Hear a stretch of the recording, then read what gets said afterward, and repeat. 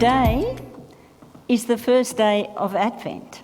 Whether we're ready or not, whether you're ready for Christmas, whether you have your Christmas decorations up or not, it's today, the first Sunday of Advent. So let's have a look at the Advent calendar over there and see what's in the box for today.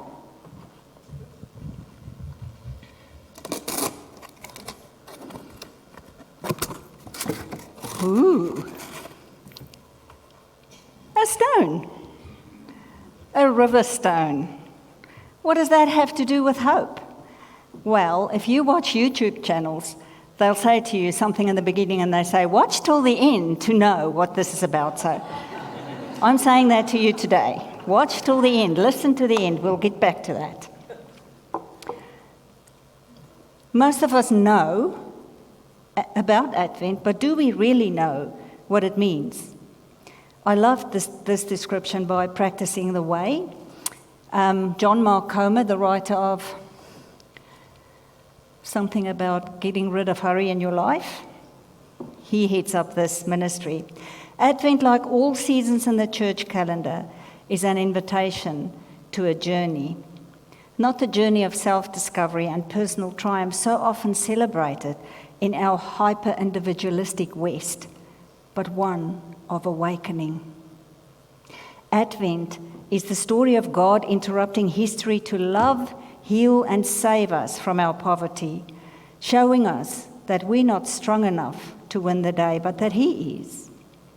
Advent reveals the true, burning desire of God, His pursuing heart, His plan to meet us exactly where we are.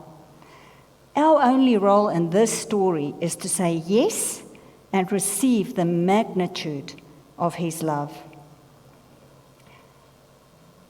And as already said, the first Sunday of Advent is all about hope.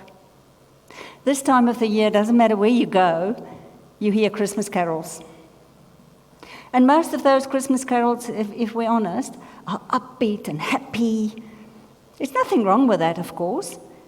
But by the end of many of these songs, you realize what Christmas means to the singer, just like Val shared before, has nothing to do with Jesus and everything to do with a feeling. That's what Christmas means to so many. But what if the meaning of Christmas is so much darker? What if Christmas isn't to highlight the joys of life, but to shine light into the darkness of life? In the Bible, Christmas comes not on the triumphant shoulders of our put-together life, but shines into the gloom of the darkness we can't get ourselves out of. What Christmas means to our Christmassy society and culture can actually be quite different to what it means in the Bible. So what is hope? And why do we need hope?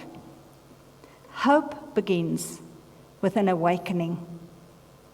When we become aware of what isn't and what can't be, when the moment seems hopeless, bleak, empty, when it looks as if life is unchangeable, and all we see in our future is more pain, more grief, more loss. Today, only 37% of people in New Zealand, this is this year or last year's statistics, call themselves Christian. Yet, Ecclesiastes 3 verse 11 tells us that God has planted eternity into every human heart. In every one of us, every single person who walks this earth, there's something that yearns to touch the eternal, the divine, to have hope in a hopeless situation. When you have nothing left but God, you discover that God is enough. How do we find hope in a hopeless situation? If you want to read with me from Isaiah 9, verse 1 to 7. I'm reading from the New International Version.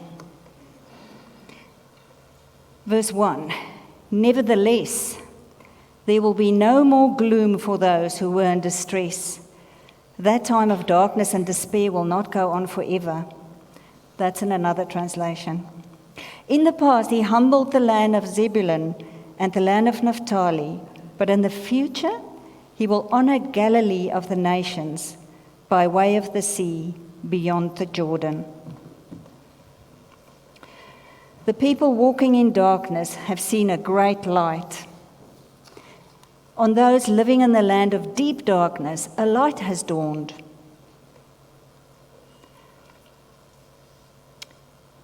Is that verse 3? That's verse...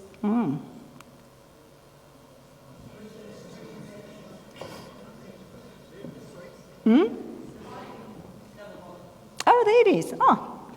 You have enlarged the nation and increased their joy. They rejoice before you, as people rejoice at the harvest, as warriors rejoice when dividing the plunder. For as in the day of Midian's defeat, you have shattered the yoke that burdens them, the bar across their shoulders, the rod of their oppressor.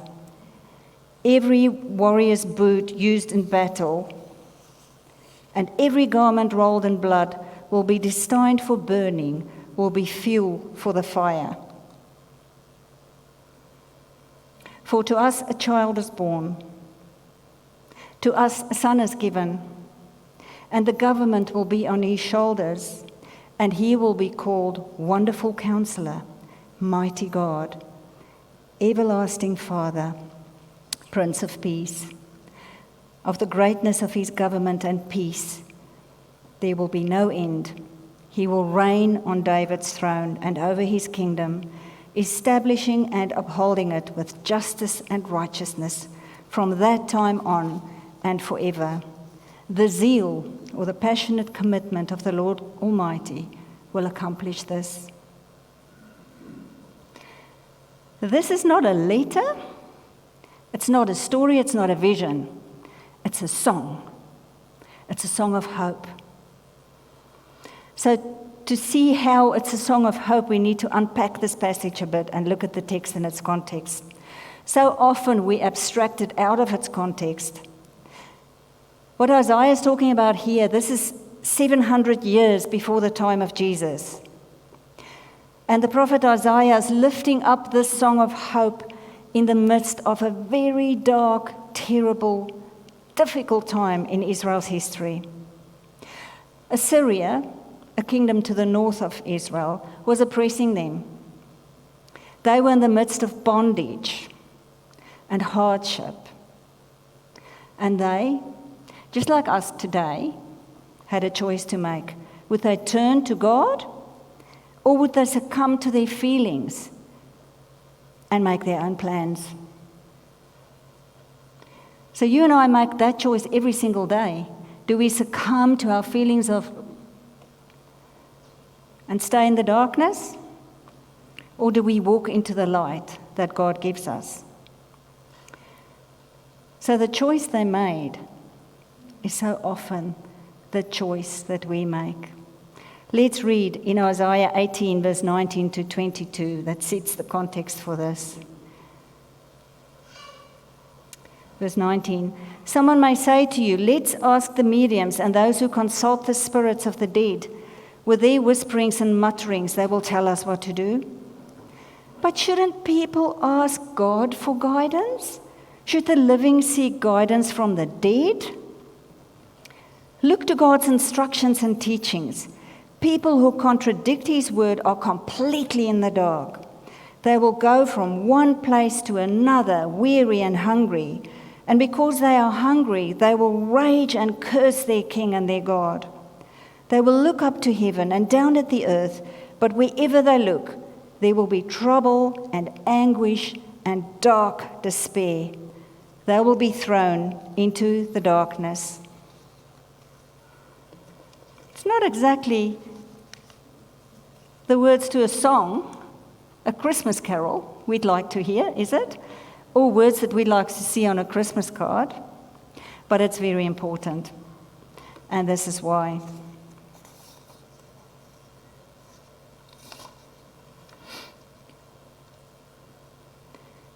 When God offered us light, we opted for darkness. That's what's happening here. A nation that knows that they should inquire of God decided instead to consult mediums and spiritists. You say, well, that was them and this is us, and that was then and this is now. But you know how many people still go to clairvoyants, to spiritists, to fortune tellers to tell them, is there hope in my future? They do it today. Israel was a nation who was people of the Torah, people of the book, who knew that they needed to drill down deep into the Word of God, to consult God and inquire of God. Instead, they needed to be commanded to do this. And they needed to heed the testimony of warning. In the midst of being famished, they became enraged. When looking upward, they had the opportunity to praise God, but they cursed Him. They, like we, when looking at the chaos all around us, Colin talked a bit about it before, just saw darkness and distress and gloom. It's not much different today, is it? We know that God has placed eternity into every human heart, but our society has opted for darkness. Just watch the news, go on a website, look at Facebook or any other social platform. We see it, we feel it. And we know that this darkness is on a relational level for us as well. In a congregation this size, someone knows the experience of the pain of divorce. Someone knows what it feels like to be a survivor of abuse. Someone knows debilitating depression and crippling anxiety. Someone knows the experience of healing from past hurt. Someone knows what it feels like to lose a loved one.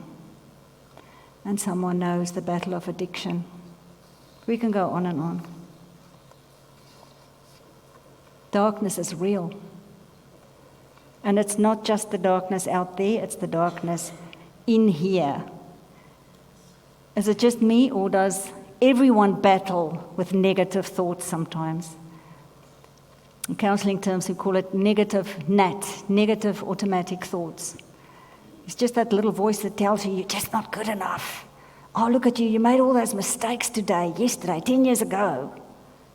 Instead of dwelling on Jesus and the hope He brings us and the new life, and that we're free from all those things, we dwell on the negative. Yes, it's true.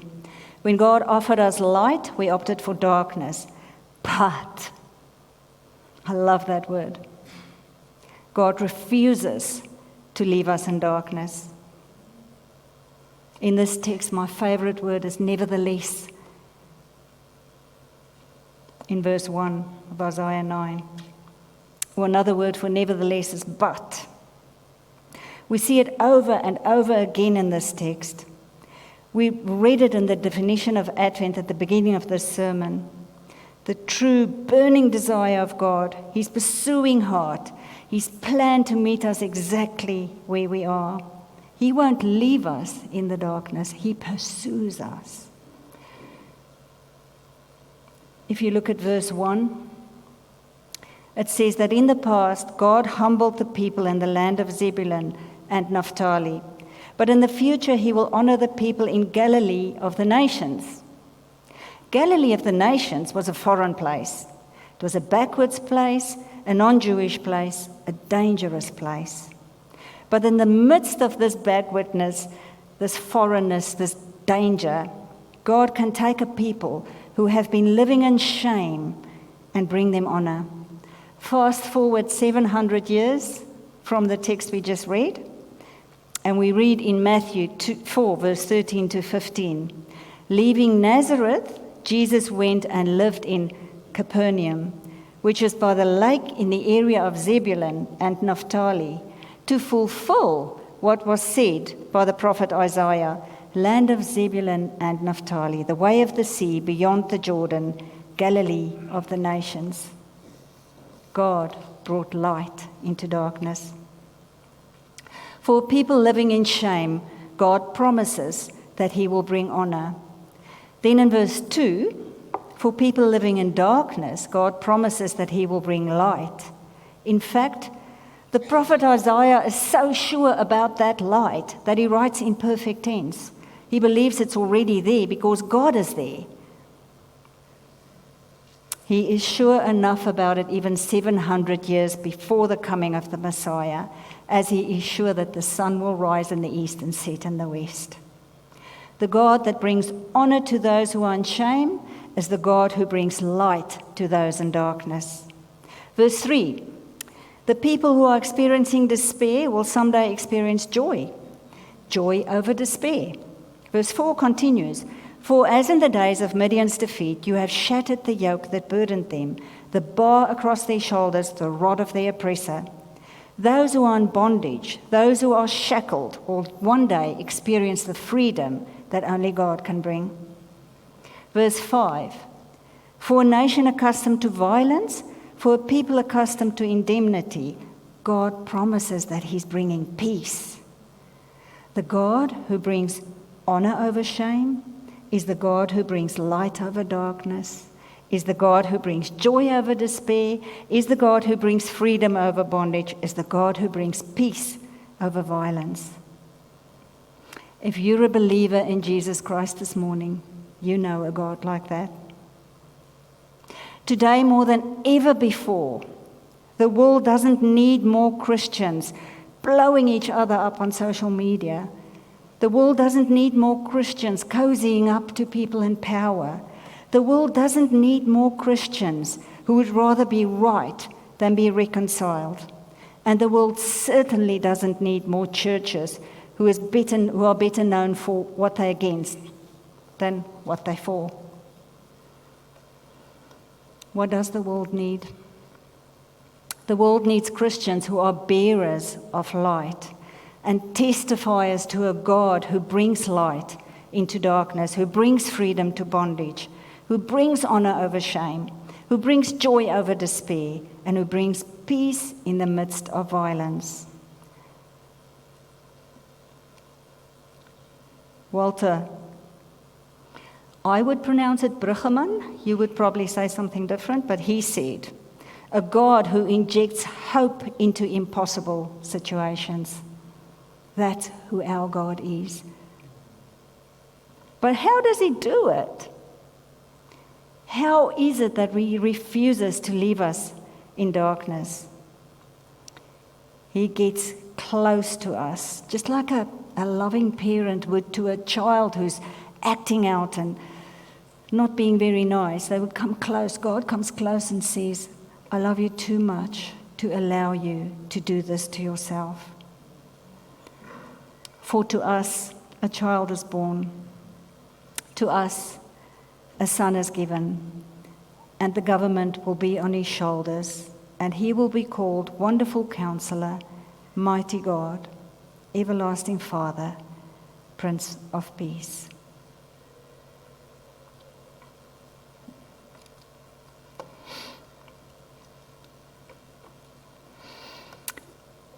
Only Jesus has the power to push back the darkness and to give us hope.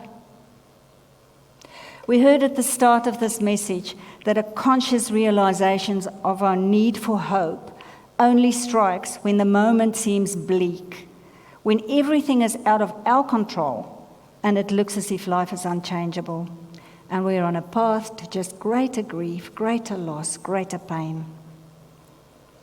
We know that there are many around us today who have experienced or are experiencing great pain. But I'm sure all of us have experienced, in a lesser or greater way, pain, grief, and loss that neither we nor the world can fix ourselves. So it's important to feel, to sit in that feeling of loss, in that pain. It's important to acknowledge that emotion. Because without admitting our emotions and our feelings and our pain and grief, without admitting our limitations, whether they're big or small, we will have no room for hope. Because then everything's in our control. We don't need God, but we do. I love what J. John says. I am broken. I have never met any person that's not broken. We need Jesus. And the Advent story reminds us that healing starts in our pain and in our darkness, but also that to live in the spirit of Advent is to anticipate God in the midst of it. Hopelessness beckons the miracle. Touching our longings honestly and allowing ourselves to feel them is the true beginning of hope. In the midst of our great need arises the first inbreaking light of incredible news. Christ is soon arriving.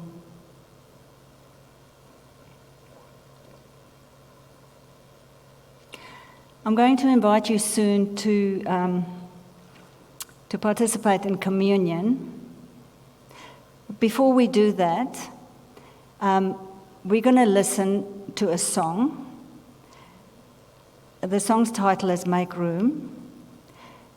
And the question in the chorus is a very poignant one. Is there room in your heart for God to write his story? Listen to this song. Prayerfully consider these words and allow yourself to feel the hurt of your biggest disappointment, your greatest loss, the heartbreak of grief. As a response, on every table, there are stones and pens. Write one word, or if you can fit more, on the stone if you want to. And then keep this stone with you this week, holding it before God, beckoning the miracle, because this stone represents your hopelessness, but God brings hope. I'm just going to pray before we listen to that song. Jesus, in this season of Advent, we remember and celebrate your birth, but we also remember how you died on the cross so that everyone who believes in you would not perish, but be reunited with the Father and live for eternity. We remember in this season also that you are coming back, and it is in anticipation that we wait for that day. Amen.